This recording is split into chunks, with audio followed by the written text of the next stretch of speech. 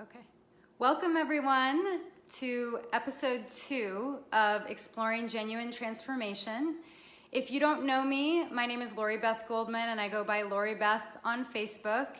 And I'm a psychotherapist, coach, and healer who is on fire about the topic of transformation and healing for the sake of healing, awakening, and freedom and peace and all the other things that are not about necessarily getting what you want, but about actually opening more to the truth of who you are and to reality and being able to live your life in a more free, open way in which you're really able to experience the intimacy of life. This is so important right now for each of us individually and for the healing that is necessary on the planet. So I've been geeking out about transformation and healing forever. I've had so many conversations with so many different people and have been a deep diver into the studies of consciousness and the nature of reality since I was a very young child. And so I created this interview series in order to be able to speak to the most inspiring leading edge coaches, healers, and teachers on this subject. And so today we have the great honor and privilege of hearing from master coach and healer Zachariah Kral. So I'm going to invite him on here now, and then I will give him more of oh, apparently my video is sideways. I'm gonna have to change it, but I will give him more of an introduction when he comes on. Okay, so one moment.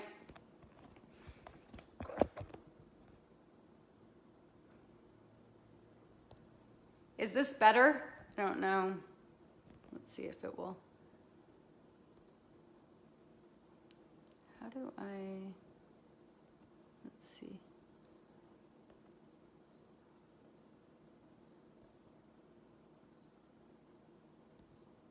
Oh, no, that didn't work.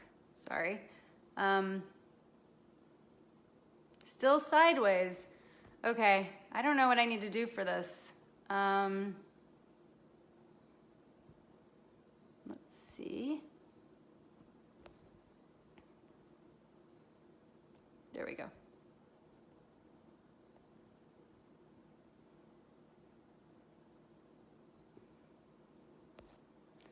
Sorry, everyone. I'm having technical difficulties, and I don't know. Let me see if I can.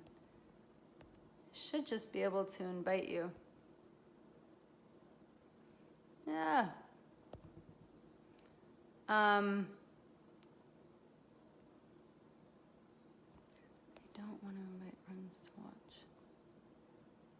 It's 90 degrees off. Okay.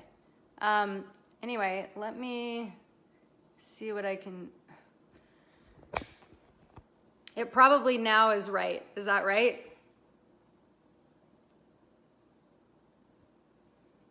I think it just got put on. However, I'm still. Oh, there we go.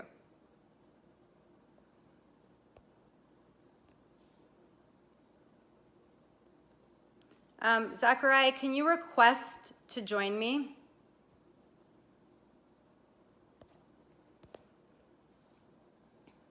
Okay, it's working now, except can you request to join me?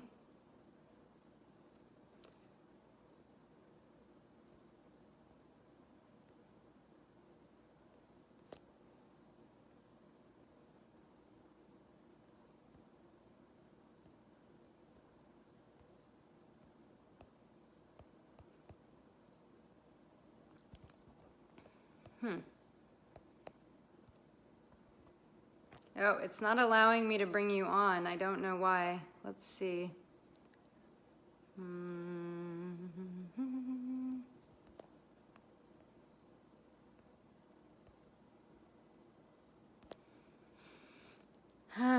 Okay. I think I might come off. Yeah, I keep pressing to have you join me and it won't let me do it. And it says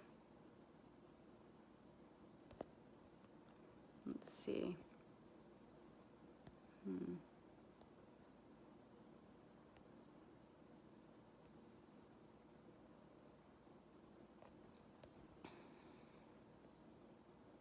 Oh, here we go. Yep. There we go. Thank you for everybody's patience today. Hi. Okay. Am I Hi. on? Are we side by side? Because it's not showing up that way. I'm not sure. Okay. Anyway, if somebody in the audience could tell us if we're side by side or if it's showing up differently before we get started. Or I'm going to try to put this back here and tell me, am I sideways again? You're sideways. Let's see if it will. Am I still sideways? Yeah. Yeah. Okay. Well, unfortunately, that didn't work. So we'll just do this.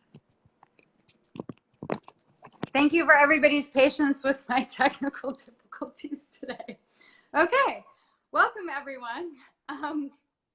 So, like I said, we have the great honor and privilege of having Zachariah Kral on the show today to talk about the nature of healing. And Zachariah is an incredible healer known for like life catalyzing transformations. Sometimes within, I know, like 10 minutes of someone sitting with him, they might experience just massive transformation. And I personally had the honor of having some time with Zachariah, and I definitely had an extremely powerful time with him where it felt like after all the energies had cleared, and then I didn't tell you this, but I woke up the next day and it was like something had kind of lifted in my being that had been with me for a long time. So we also had an incredible conversation about the topic that we're going to talk about today, which is the nature of healing. And so, and I'm going to start by giving Zachariah a chance to just introduce what he does so that we have a context for this conversation. And so let's start with that. Thank you so much for being here. Yeah, you're welcome.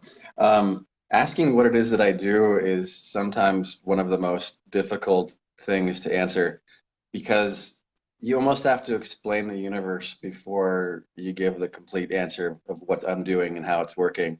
But I'll start broad, and then as we do the conversation, we'll talk about the universe, and then we'll zoom out to, zoom in to like the spiral of healing like we talked about before. The basic description of what it is that I do is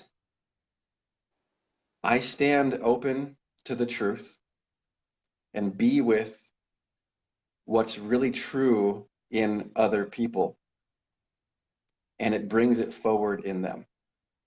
And that opening, regardless of whether a modality is used, whether we use a technique, whether there's some label that can be given to what it is that we're doing or how we're doing it, the actual work is just that. It's a space of grace. And by me being so committed beyond all things to be a vessel for that, to be a vessel for grace, to be wide open, willing to feel and be with anything that's there in the field with that person, feel anything and experience whatever they've experienced in their life, and to even go to the point where I'm willing to take it on as if it's my own. And that's a form of healing that I never recommend anybody do unless they're literally willing to give their life for whatever's to happen next. So just a little background of where I'm coming from this is I got my first Reiki attunement when I was in 7th grade, and my intuition reawoke. It was a pretty powerful experience. Like I came in pretty weird already. Like I could already see energy. I could feel what people felt. I described to my mom all about heaven and angels. I even described a miscarriage that she had a year before she had me because it was me. And I described that to her when I was at like 2 years old. So I came in pretty weird. But then when I got my first 2 Reiki attunements in 7th grade from my mother, it just wildly awoke my intuition. I started asking literally hundreds and hundreds of questions a week that I could get clear answers to, meaning I could measure and test the validity and answers to those questions. So I honed my intuition like it was honestly more important than the school I was doing or literally anything else. It was this secret world that I lived in. And by ninth grade, I had gotten my Reiki mastership and my fourth or my third degree plus mastership. And then in high school, I learned another modality called the reconnection. And by that time in high school, I was talking with dead people. I was, hearing and seeing and knowing things beyond the veil.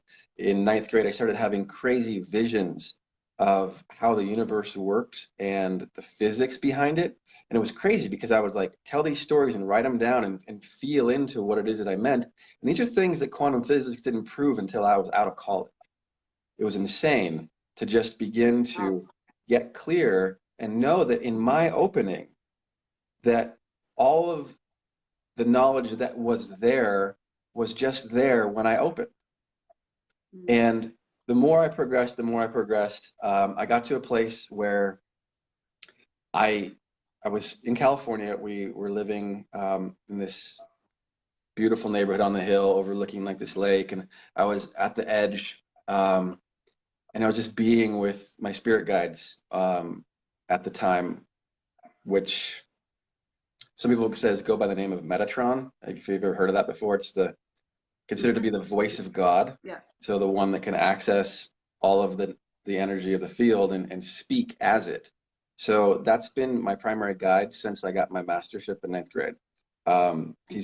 She is a rad dude. He's ever slightly more balanced towards the masculine in the energy, but it's a really balanced energy. Well, it has to be because it's God, it's like, so I was asking Metatron, I was like, all I want is a master. All I want is a master. I want someone to teach me. I want someone to show me how to do this because this is what I want to give my life to. And it's the only thing that matters to me. And the answer came back really, really, really clearly that I wasn't going to get one, like in a body.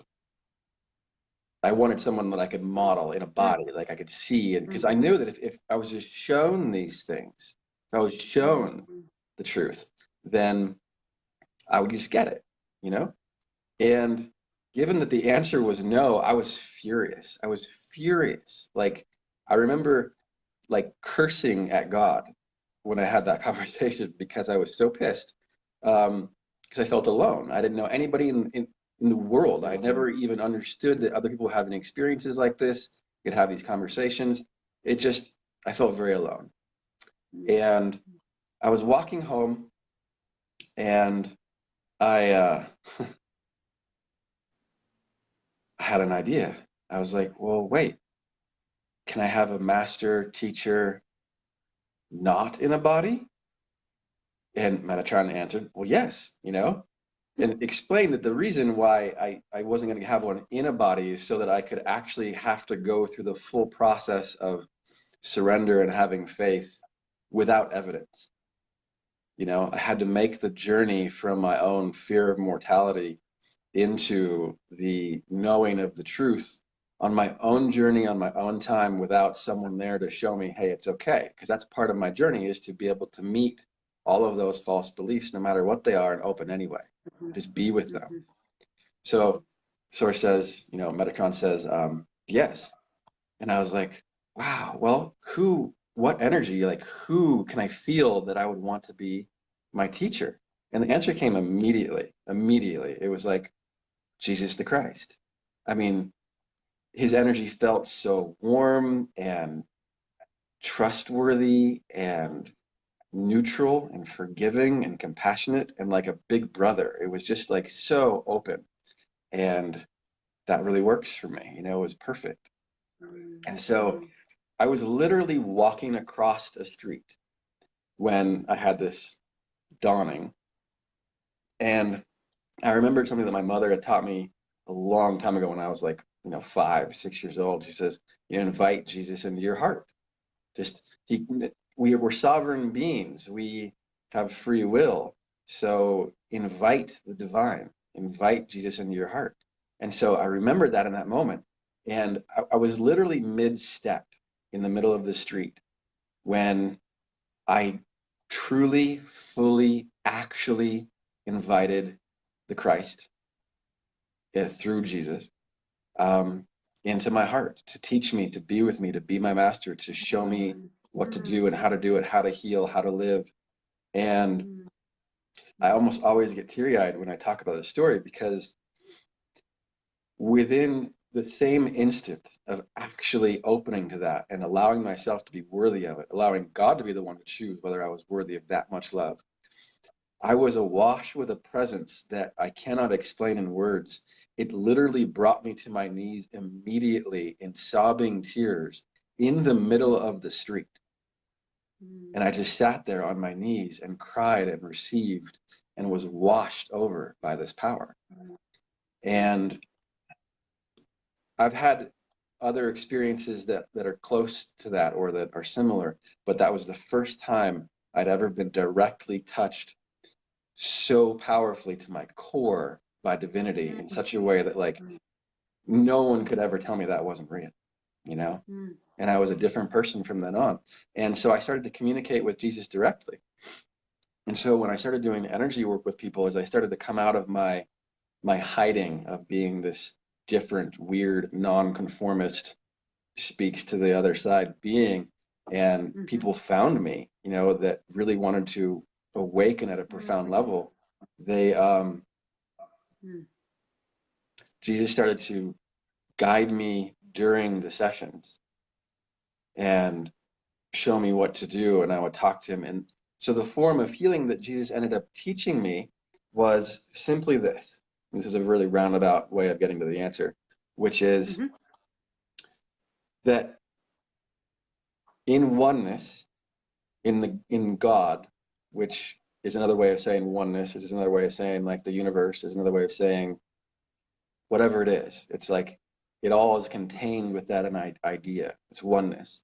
Or in black hole theory, where you know, holographic black hole theory, where literally everything exists in this space of no space, no time, that everything that could ever be is wrapped up into it in potential.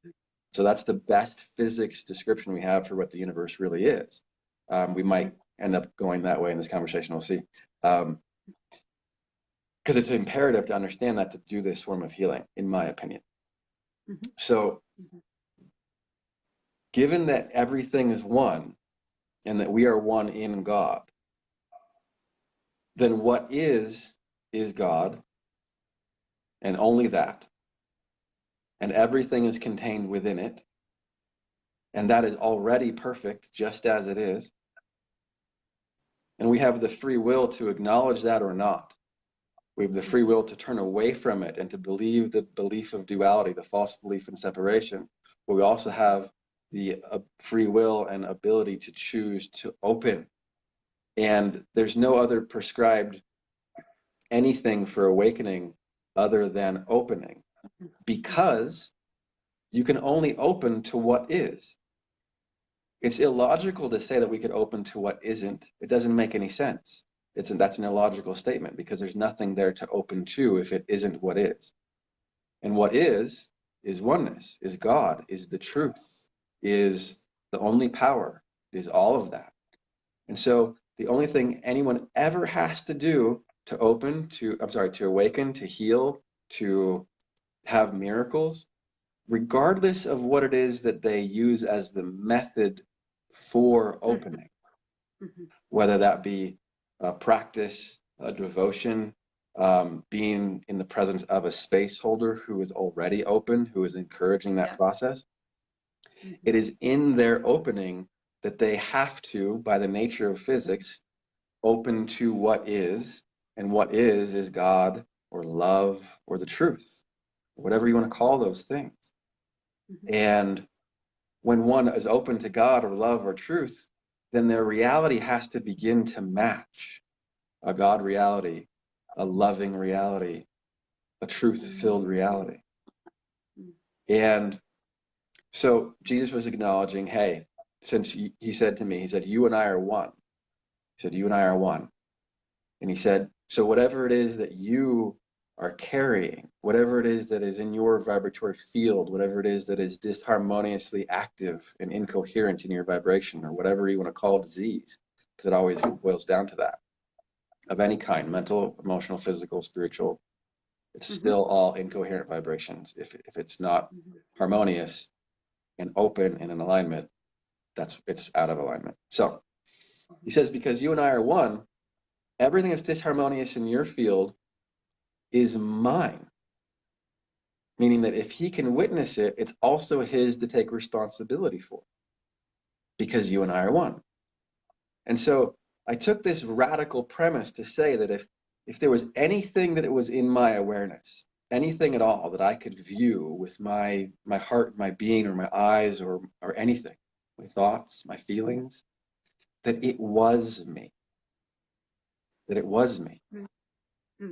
And so when Jesus would talk about taking on sin just meaning to miss the mark in thought, as in to have an inaccurate thought, as in to be vibrating in accordance with something that isn't with the truth or is disharmonious.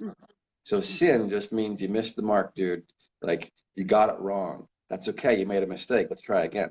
And so sin, that premise, it just creates disharmonious vibrations. And as those disharmonious vibrations go out into the universe, into that one black hole, they start to orbit that black hole until they're witnessed again, until they're witnessed.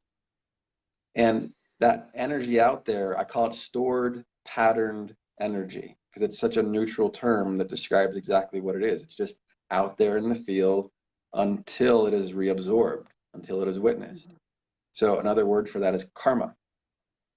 Now, the only way to resolve stored patterned energy of any kind ever, no matter what emotional words we relate to it, whether it be shame, blame, depression, guilt, anxiety, fear, even love, all these things, they're still expressions of duality. And they're just stored patterned energies that are orbiting this one black hole. Now, because in the center of the black hole is this infinitely dense energy, it has everything contained within it, and it has a lot of gravity. So that gravity is pulling, always pulling those energies out there that it has emitted with thought, right? So you have a thought and it emits vibration and it orbits. It's always pulling it back. It's always bringing it back to us. Now, if we open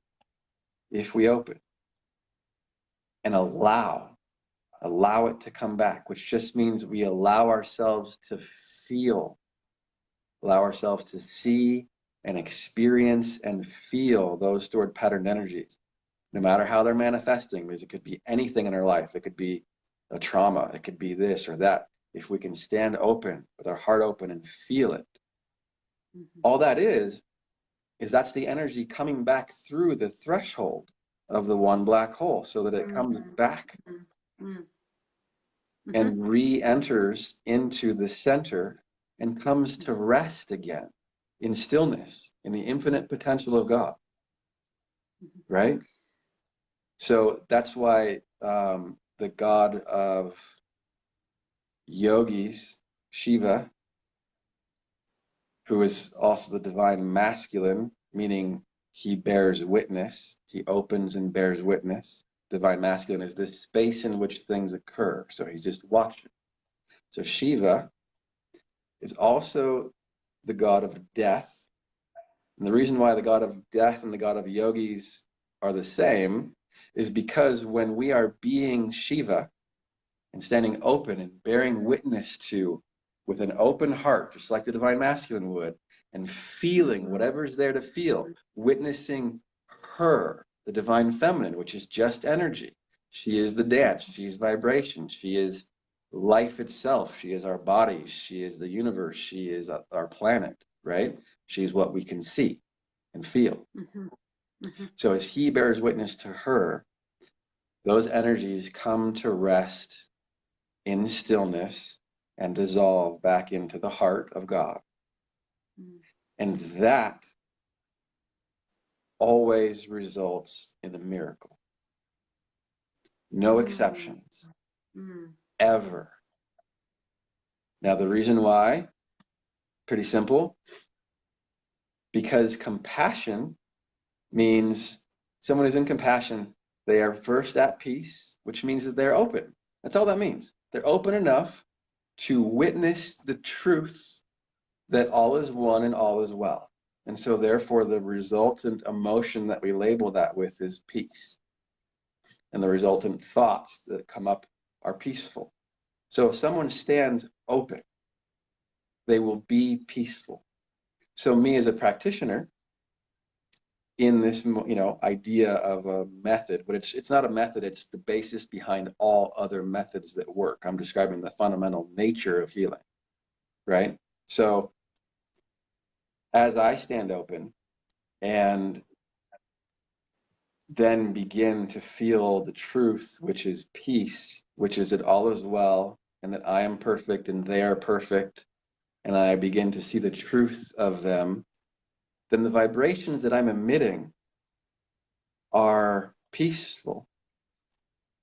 And so the person who is with me begins to sense the peace vibrations, and it starts to have them open as well, right? So now we've got 2 points of consciousness that are both open. So now we've got 2 points of consciousness that are witnessing whatever stored patterned energies are in this person's field, which means we're both dissolving them. Now, if you look at one of my favorite books, and I recommend everybody in the world read this book. When Wayne Dyer read this book, he said it was the most important book he'd ever read in his entire life.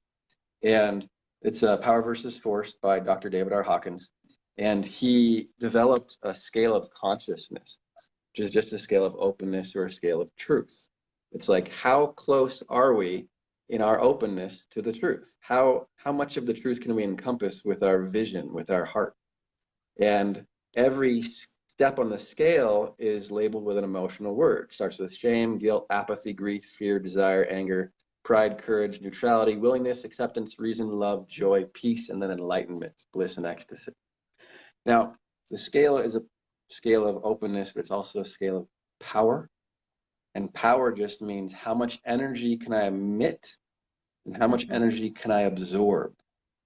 So if I'm very open, I can emit a lot of peaceful, very powerful vibrations. In fact, many orders of magnitude more energy than if I'm in fear. So that's so beautiful, that means that if someone is standing in peace, they actually have millions of times more influence in the field of reality than one person in fear. So they're more powerful than millions of people while they're in peace, which is so nice. Now they can also absorb millions of times more energy and dissolve it. So all the problems that are out there, the guilt, the shame, the environmental issues, the lack of solutions, the pain of everyone, the more people who stand in peace, and then compassion, which means not only am I in peace, but I'm willing to bear witness to your pain. I'm also in empathy at the same time.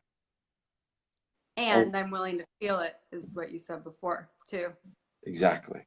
I mean, what you just said, it's like all comes back to Jesus. Yeah. Right? Like that is those masters, that's what they're doing. Yes. Every time. That's what any practitioner doing anything ever is doing. To the level of their openness will be the level of result that they get, regardless of the modality, because the method doesn't matter ever. Yeah. Yeah. Our beingness. Well, and that then you bring that as a healer, or I bring that as a healer, or all of us on the planet who are holding that energy and have done, are doing that work. It just keeps getting exponential, and other people learn how to do that for themselves and for others, in our presence. Yes, exactly. Presence of healing. Yeah. Well, and you make a really good point, because that's a description of what attunement really means. People get Reiki attunements, or I give attunements, which are radical openings where it shatters the energy field and reconfigures it to a much higher vibration. It's an attuning to a higher vibration. Now, how that works is actually in this description really simple. when one is in the presence of another who has themselves open and is themselves attuned and resonating as a higher vibrational field. In my case, I attune with their soul and become the vibration of it so that they get to witness their truth in my vibration. And if you ever heard a really catchy song that like caught your attention and you couldn't forget it because like it was just the song, man, it was great. You won't forget that song, you know? Vibration is the same. If we attune ourselves to a higher place and other people catch a feeling of it, it attunes their vibration by them paying attention to it, and they start to resonate with it, and then it becomes a part of their field.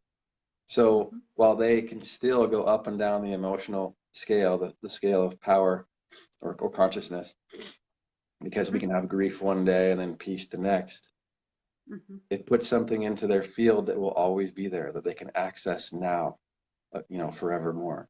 And so that attunement, like you said, when people get around those who are doing the work to open, they will attune to it and it will change them. Absolutely. Now, Greg Braden did a bunch of sociological research and he figured out that he wanted to know how many people in a population of any size group, or whether it be like a city or a religion or just a small group of people or the whole world. He wanted to know how many people it took for a paradigm shift to happen. How many people did it take for people to be attuned to the new, more powerful, clearer idea, right? Like 100 monkey stuff. And he figured out that it was the square root of 1% of a particular group or population. So with how much more power people are in when they're open, how that works is the square root of 1% of 7 billion people on the planet is only 6,000.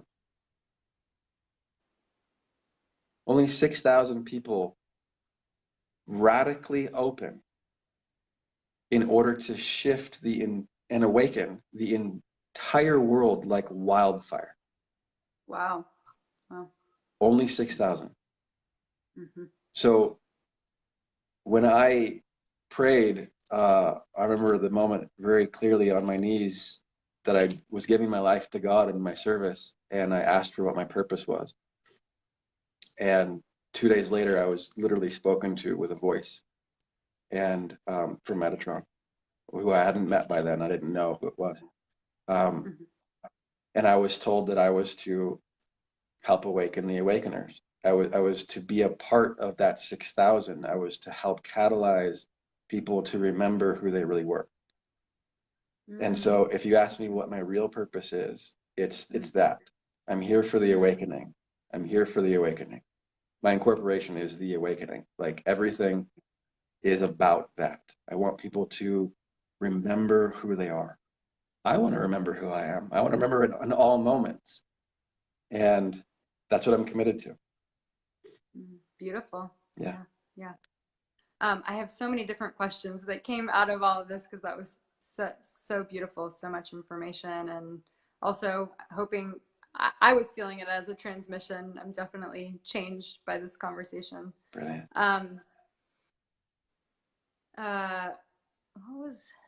I'm curious. One of the things I'm curious is actually in what you just said is what is it like? What does it mean to know who you truly are? That's a great question. Well, the answer is kind of fucked up because by the time someone were to fully know who they are, there would no longer be an I to perceive it. And so we can get really close as an I, as a me, as a unique perspective, Yeah. Mm-hmm. real close. But the last step, it would be back to oneness. And Yeah. I've had some really beautiful experiences of getting close to that edge. And it was a phenomenal experience of checking with my intuition and feeling and knowing that everyone, every perspective in the whole universe was right there with me, that Mm-hmm. I was it and it was me and could feel everyone, you know, it was profound. Mm-hmm. And there was this moment when I had that experience where it felt like I could stay. I, as we, as in all of us, could stay in that place. But this little flicker of missing the story Uh-huh. Yeah.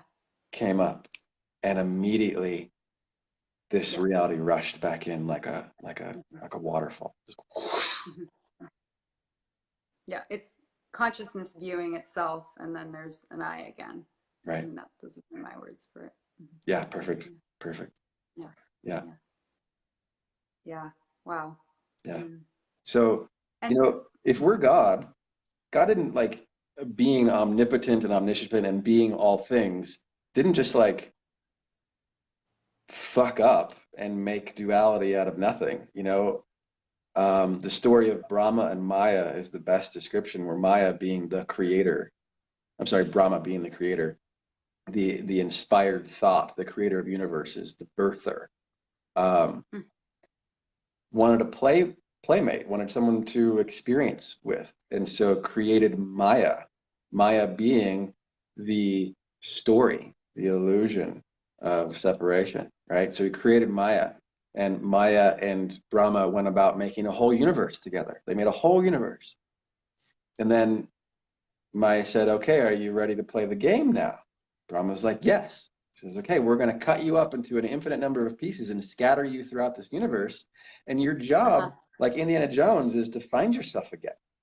Mm-hmm. Mm-hmm. And so here we are in this brilliant game of play, of the false belief in separation from itself. Like it's almost like God Yeah. contemplated the idea of what would happen if God forgot that God was God Mm-hmm. and then had to figure it out again. Here we are. Like, what a dream, you know? And without duality, there isn't adventure. Without duality, there isn't passion. Without duality, there isn't love. And so it's all Mm-hmm. conceived in balance. So you can't have the rush without the separation. You can have the rush of remembering without the experience of forgetting. Yeah. So there's nothing wrong here. You know, this idea that like it's bad that we're here and it's fucked up and that oneness is real and that we need to get there, and that's fear. And there's no fear in the truth. I mean, it's one of the potential vibrations, but it's not the truth. There's nothing wrong here. We chose this. It's a game. Mm-hmm. Mm-hmm. But I prefer to remember who I am while I play that game. I want to do both. Mm-hmm. Mm-hmm. Well, then you get to be in the true play of that game, right? Where you're actually free to play the game instead of feeling like over or identified and attached to having it turn out and be a certain way, right? Exactly. Mm-hmm. Exactly. Mm-hmm. Yeah. I mean, it also makes me think of another part of our previous conversation and even the conversation with Nina last week about kind of like, it's like, if you know, like in my case, like knowing tremendous suffering and then moving through that, then I, after or doing many years of work, then it's like on myself and healing a lot, then I can actually, like, it's like, I know the opposites, like that helped me to, you know what is actually true. It also helped me to know freedom. Yeah. And, Nina was talking about last week, like having all these experiences, but then them feeling empty, or having things shattered and taken away from her, then allowed her to kind of open to the truth of, also to the truth of reality Yeah. and to the truth of, like, what does it mean to be truly free and to be truly open and to be kind of on board for all of it. And then to also be able to take people through a journey, you know, Right. or to be able to contribute in some way because you actually understand, because you understand all of that. Right. You know, to have true compassion, which is the basis for healing, um, requires that one can feel whatever it is that's out of alignment Yeah. and not close down in the presence of it, Mm-hmm. Mm-hmm.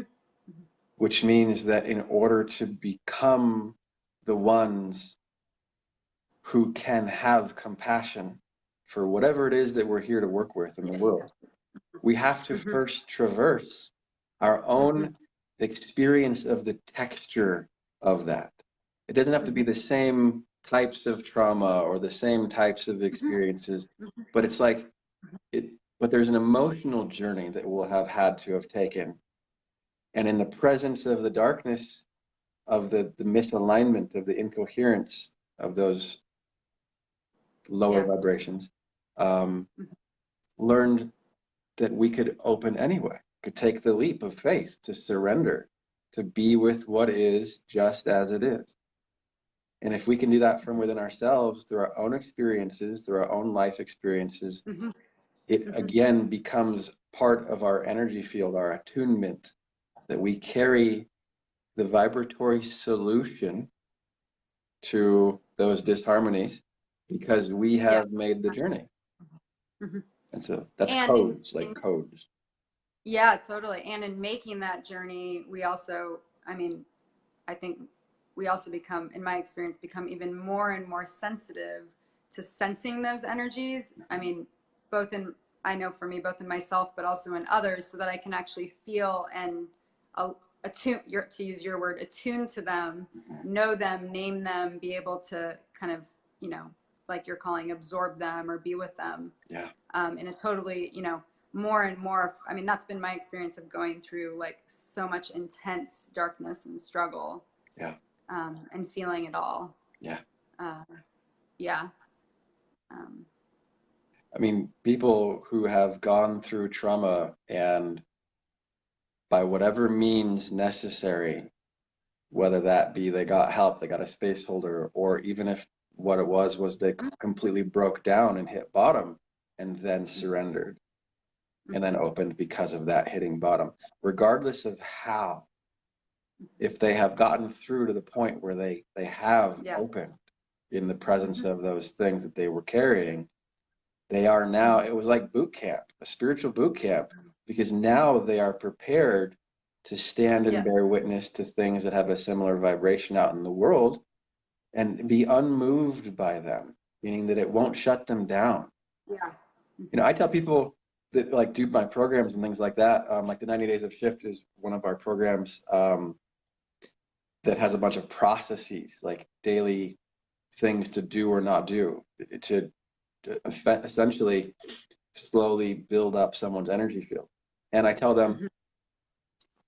that for the entirety of the program, unless there's a really important reason, do not read the news. Because Mm-hmm. the purpose of the program is to get them attuned to and resonating in Uh, a much higher vibration. So their devotion, their focus needs to be on the truth, on mm-hmm. higher vibrations, on clarity, on coherence, on love, on peace, on joy, Mm-hmm. play. Mm-hmm. And then it becomes a part of their field.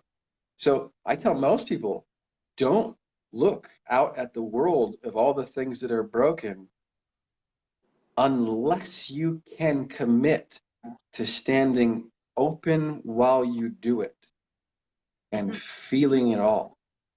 Mm-hmm.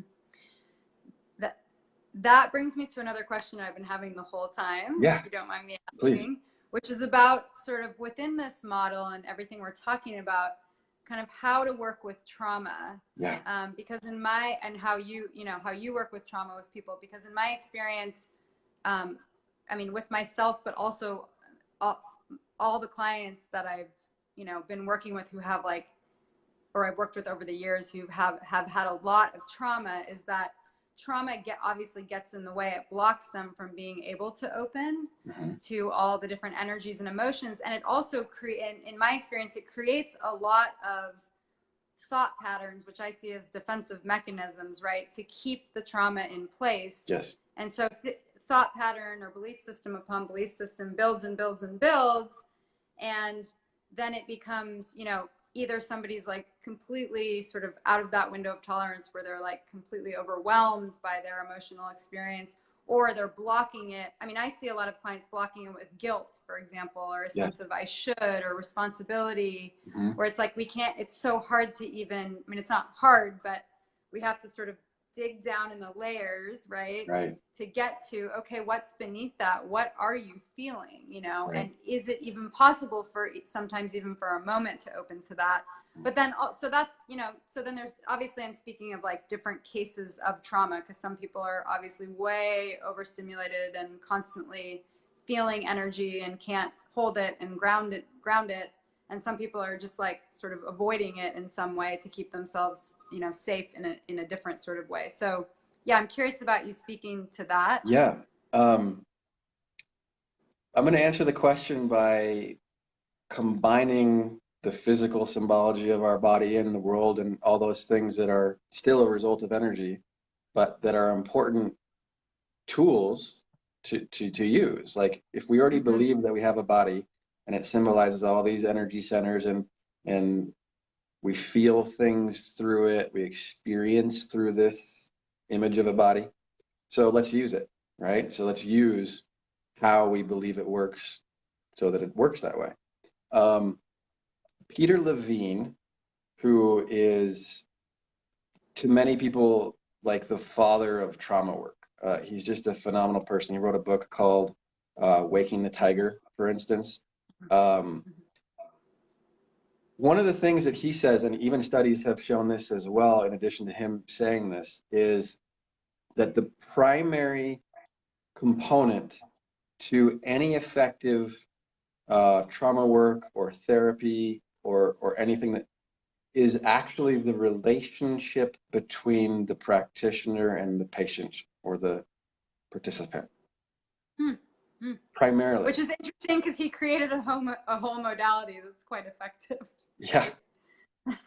So why is that? Well, from the physical sense, the body sense, we'll describe why that works. Because when someone feels safe, their amygdala switches forward. They no longer are controlled by their limbic reptilian brain, which is just reactionary. It's just a dumb bug that says, I see a pattern. This is what I do when I see that pattern. It's like I burned my hand on the stove once, so don't touch stoves ever again. Now, things that are stored in the limbic brain, as far as the brain is concerned, are always happening now. Always happening now. If I see the pattern, then the very first time I learned about that, it's happening again now. So react the exact same way. So when the amygdala is triggered and is fearful, not feeling safe, it puts control of their behavior and their thoughts and their body back to the limbic brain. You become like a reptile. You become like an animal or a reptile, like a very just reactionary.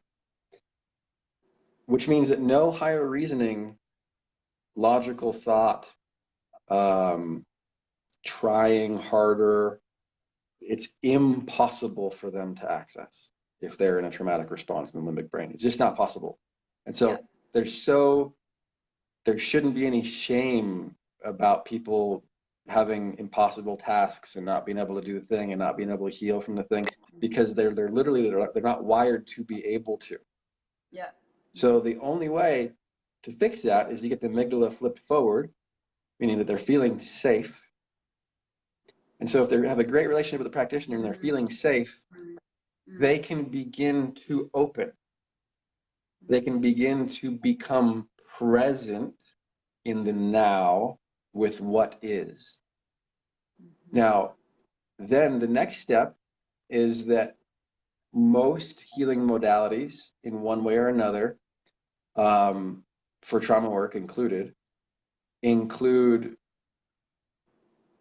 for instance, bringing up the emotional trauma or the energy behind it, or even with like TRE, tremor release exercises, where the body's vibrating and you're not even thinking about the trauma, but you're shaking. Yeah.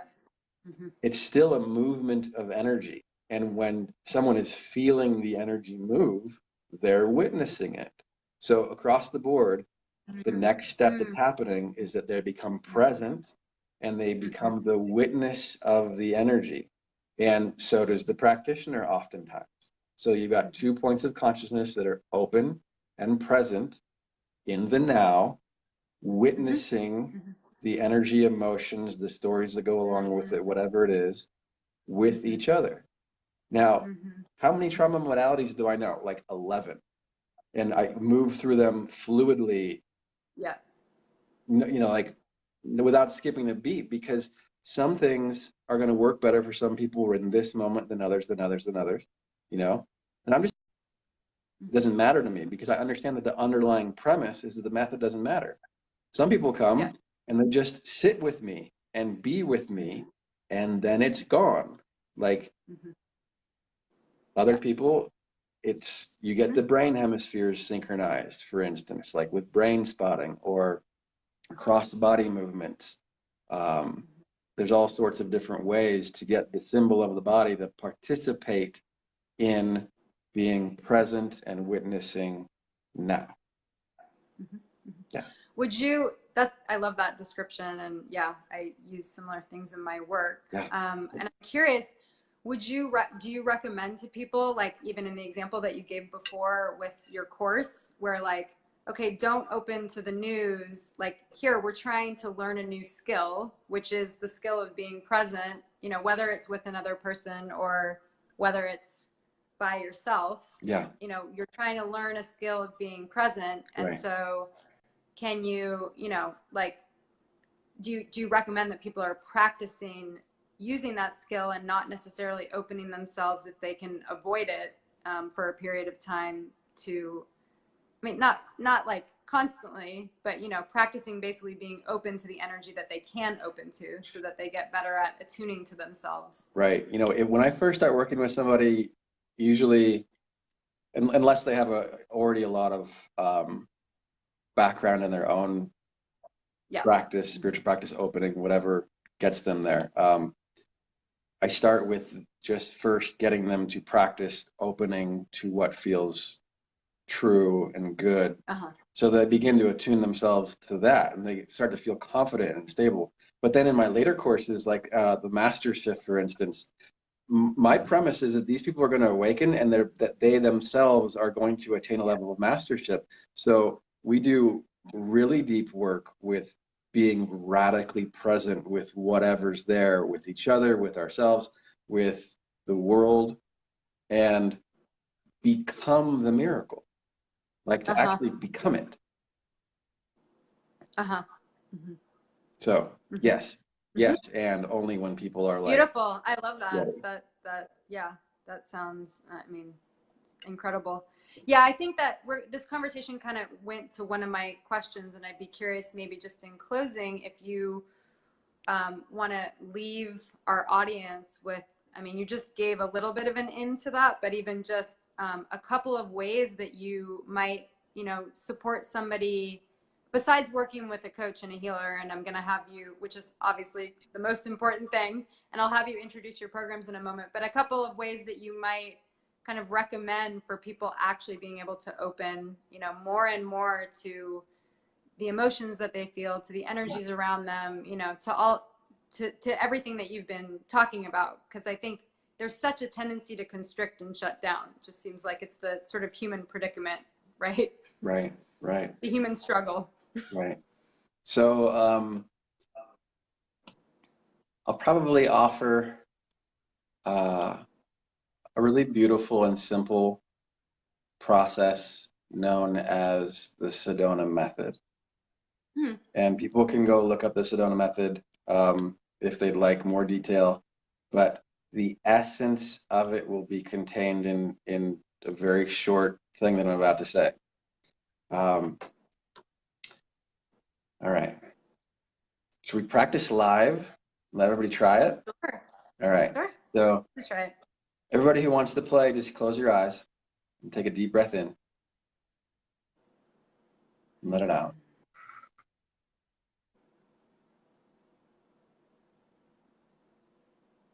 Take another deep breath in and gather up any tension and let it go.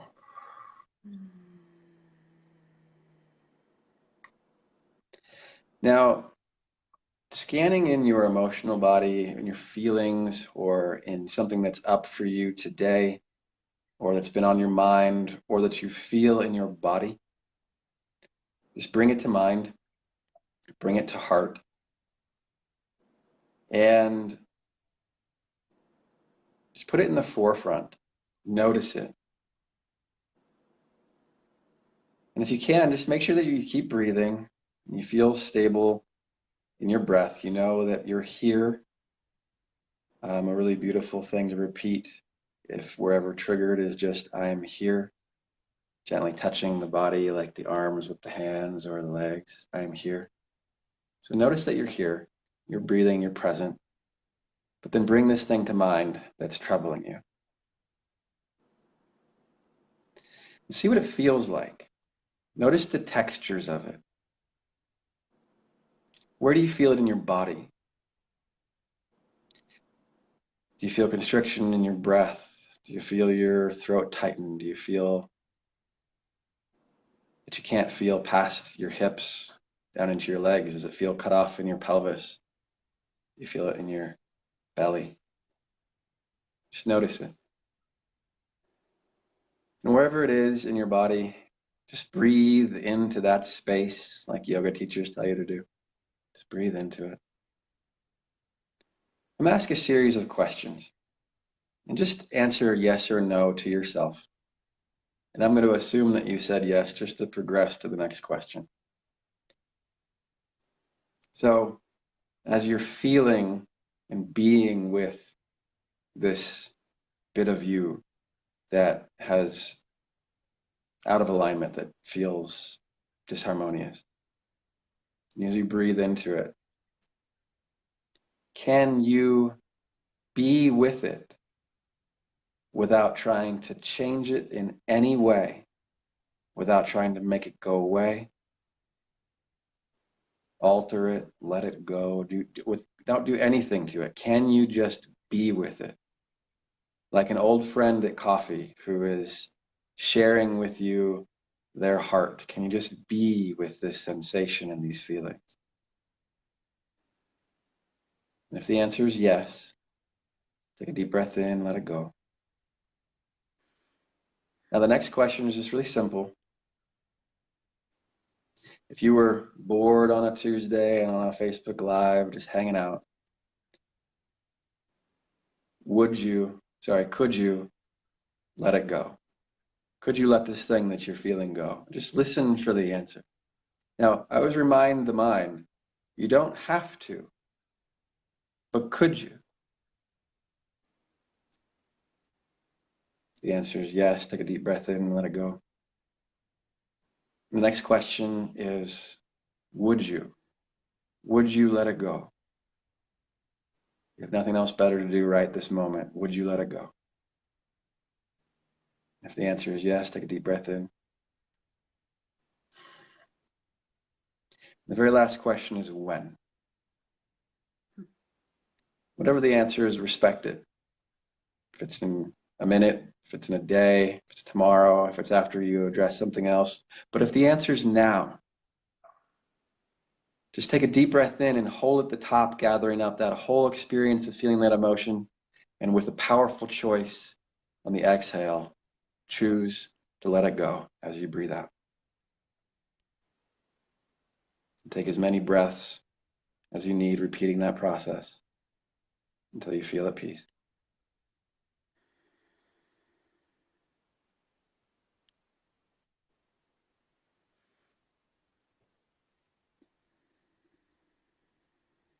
Breathing into the part of the body that you felt any tension in, taking a deep breath in there, letting that go.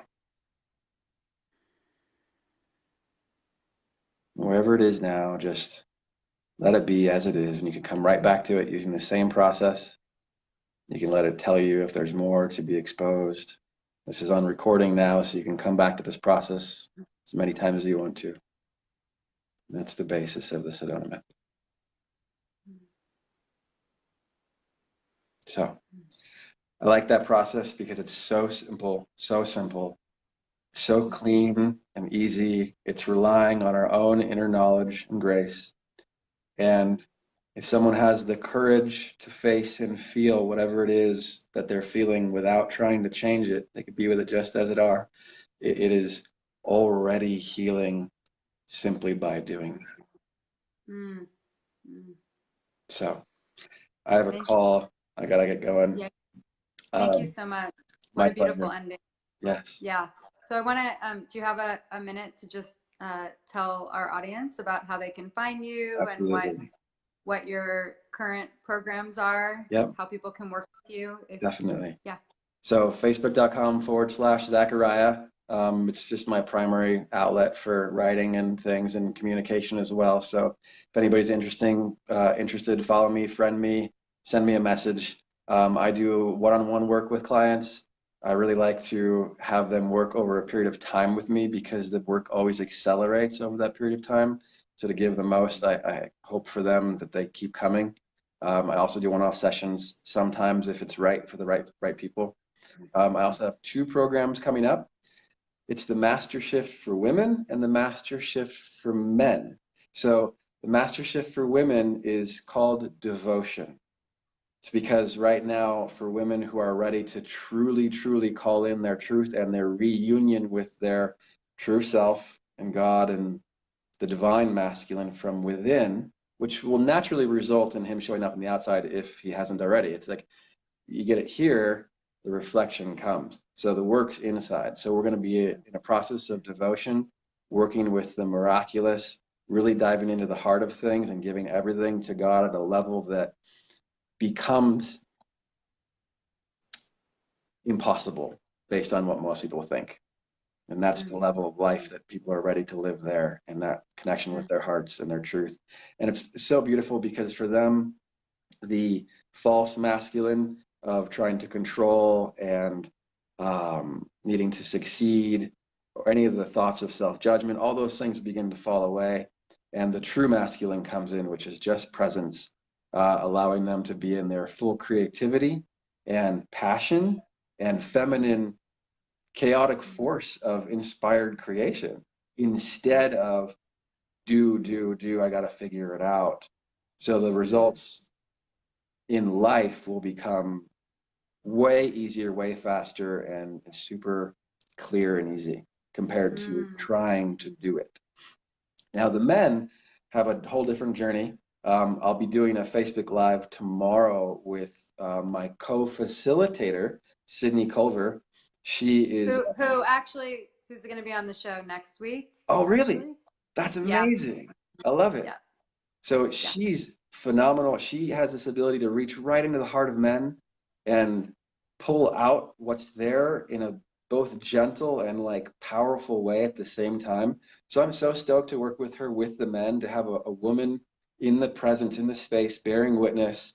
We're going to do a lot of healing of shame, which is really going to unblock that core masculine power by letting them feel, which is feminine. And so they're going to gain access to their genuine masculine stillness, presence, and power throughout the process. And that program is called Awakening the Noble Template.